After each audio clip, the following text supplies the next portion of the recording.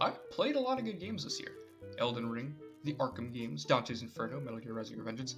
These are all some pretty hard hitters. One of them's got to come out on top as the best game I played all year, right? Actually, no. There's one game that triumphs over all of these, and that would be a little game known as Life is Strange: True Colors. I personally believe that True Colors is a better game than Elden Ring or even all four Arkham games by tenfold. This tale of loss, mystery, heartwarming moments solos any other title I've played this year by a long shot. Life is Strange is a series I hold near and dear to my heart, and especially the first game. The story of Max and Chloe defying fate is one of the best stories written in a video game of all time. The town of Arcadia Bay is so alive and populated with plenty of unique characters and beautiful environments. The themes the game portrays are thoughtful and unexpected for a game like this. I feel like I've spoiled too much just showing you gameplay. If you haven't played this game, definitely pick it up. It is an absolutely underrated masterpiece that does not get enough credit. Now let's skip to the newest game, True Colors. How does it hold up to the masterpiece of Life is Strange 1? Honestly, it's just as good. If Life is Strange 1 had like 100% Rotten Tomatoes score, True Colors would have like 99.99%. It's almost as perfect as the first game, but we'll get to that in a bit. The story of True Colors is perfectly paced and beautifully written. The game starts off hopeful with our protagonist Alex Chen moving to the beautiful Haven Springs, Colorado, which, by the way, you have no idea how sad I was to learn that it is not a real place. But in my defense, I'm Canadian. So, ha. Anyways, Alex moves from a youth rehabilitation center to live with her brother Gabe. The future seems hopeful for Alex until Gabe dies trying to save his stepson in a mining blast accident, despite being told it was called off. Alex must now uncover why the blast wasn't called off and what the Typhon Mining Company is trying to hide. Holy shit, man, this opener is good. It's an excellent bait and switch that leaves you so blown away at how sudden it is that it reels you in and wants to make you know what happened at the mining company. It's a perfect first act. Prior to the spark of the story, the game gives you time to build opinions and relationships of the characters around Haven Springs. These characters are written so well, some you'll really love and some you'll really hate. And on top of that, the dialogue options let you freely express that in game. Alex isn't really locked into hating a certain person, and it's more up to the player to form their own thoughts on somebody. I guess that's more of a gameplay thing, but whatever. Gabe is extremely lovable, and that makes his death all the more meaningful.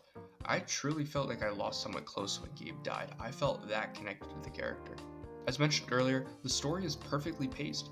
There's a good balance between the events that make Haven Springs feel real and the events that contribute to the story. There's one part I really want to talk about, but it's kind of a big spoiler, so skip to the timestamp on screen if you're planning to play the game. About halfway through the game, the entire town takes part in this live-action roleplay session to cheer up Gabe's stepson.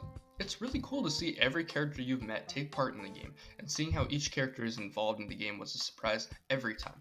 Although this is a gameplay topic, I'll mention it here while we're on the subject. During this section, True Colors changes from a choice-based story game to a turn-based RPG that totally took me off guard. I loved every second of it, and it's developed really well in the sense that it doesn't take you out of the main experience too much. It's different enough to switch things up, but it's not too different where it feels out of place. While this part may just seem like a break from the shit Alex has been dealing with for the past little while, I believe this section of the game contributes just as much to the overall plot as other sections. The main villain of this LARP is Jed, a sort of father figure to Alex in Haven Springs. While the game has done a really good job at making you build a strong, healthy relationship with Jed, I think this part does it really well. He's an old timer, he's not really used to this new generation shit, yet he's still trying his best to make the LARP character believable for Gabe's stepson.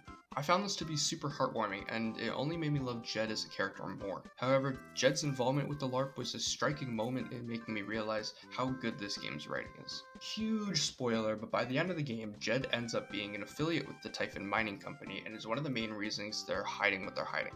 He ends up trying to kill Alex in an effort to keep tied ends tied. This is an amazing plot twist in my opinion, and I think it's hit extremely hard due to how well Jed was written. But when the plot twist happened, I immediately thought, wait, this is oddly familiar. In the LARP, Jed plays a lovable king who desperately needs help to find an ancient stone. His acting is an effort to make you feel sympathetic for him, and you want to go on this big quest to help him out. However, once you recover the stone, the king turns on you, becoming the biggest foe you fight in your quest. Maybe I'm reading into it too much, but I feel like this is foreshadowing for Jed turning on you later in the game. If I'm right, and this was absolutely intentional, it's really subtle yet really effective foreshadowing, and I am all for it. Although the writing is extremely well done in this game, it's only emphasized by the spectacular voice acting. Every character in this game feels so real, and it's probably the first time since I played the first Life is Strange game where I recognized the acting in a video game for being outstanding. It feels like you're watching a TV show or a movie and the characters on screen are real people putting on a performance. That's the power of voice acting in these games, and this one really stands out. The game is a lot of fun in this installment. As mentioned before, the JRPG section is a perfectly balanced break from the rest of the game, but I'm mainly talking about a majority of the time you spend with Alex. As usual Life is Strange titles, someone's got a hidden power, and Alex is no different. She has the ability to visually see people's emotions, and at first I was skeptical about it. I thought that this would mean that puzzles would take a back seat in this game, but boy was I wrong. You'll activate the power in random locations and see someone struggling with something, opening a whole 10-minute side quest for you to help them out. For example, there's one guy at the festival trying to win the Jelly Bean Count contest, and by reading other people's emotions and cross-referencing, you can get the exact number helping him out. These are really fun, and they're super short so they don't draw you away from the main game too much. I would say this game actually has the best side puzzles yet. On top of the side puzzles, Alex will use her strong emotion reading powers within the main story. These sections are where you'll have to help the main cast with their struggles, and the game illustrates the feelings that these people have really well. Before we continue with the rest of the video, I just want to say if you like video essay style videos like this one, consider subscribing, because over half the people that view my videos aren't subscribed, and I upload one every Tuesday and Saturday, so if you want to see more, then hit that sub button. Now, let's continue with the rest of the video. Now, like I said earlier, the game is near perfect. Although this isn't my game of the year, I still think there are a few problems with this game. First off, these characters are lovable and they're very well written, but they're just not that memorable. Maybe it's just me being a purist, but I don't think the characters in this game are as iconic as the characters from the first game. Everyone in the original game was so drastically different from each other, and in this game, everyone sort of meshes together. I remember Chloe for being reckless and carefree, I remember Kate for being innocent and kind-hearted, I remember Nathan for being utterly psychotic. These characters are all so unique from one another, and that's what makes them memorable. However, in true colors, Jed is the same as Ducky, who's similar to Eleanor, who's just like Riley, yada yada yada. Sure, these characters are easy to get attached to, but they're easy to get attached to for the exact same reasons every time. And although every other character is a lot of fun, Alex herself is pretty stoic. She doesn't really have all too much of a personality like Max does, and maybe that's intentional to get the player to feel like they're the one in Haven Springs, but I don't think it works for this series. The Life is Strange series is the only series where I like playing as an already established character, and this game doesn't really live up to that. I think Alex's backstory and her journey through the game is amazing, but the actual minute-to-minute dialogue is just One final irk is that Haven Springs fucking sucks. Sure, it's pretty, but it doesn't feel as alive as Arcadia Bay, which is embarrassing since you aren't free to explore Arcadia Bay in the way that you can explore Haven Springs. While I love that you can explore Haven Springs shops at your own leisure, I find Arcadia Bay more immersive and believable in terms of trying to be a real small town.